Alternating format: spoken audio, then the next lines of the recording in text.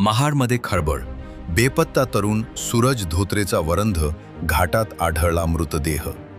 1 एप्रिलपासून बेपत्ता असलेल्या खरवली येथील 29 वर्षीय सूरज धोत्रेचा मृतदेह आज सकाळी वरंध घाटातील दरीत आढळून आला.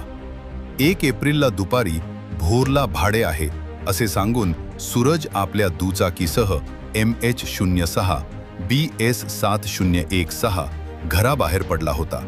मात्र त्यानंतर तो बेपत्ता झाला होता.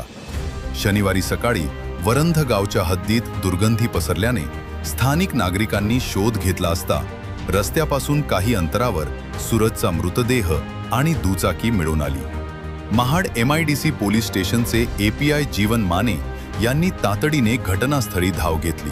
हा भीषण अपघात आहे की घातपात याचा तपास करण्यासाठी फॉरेन्सिक टीमला पाचारण करण्यात आले आहे.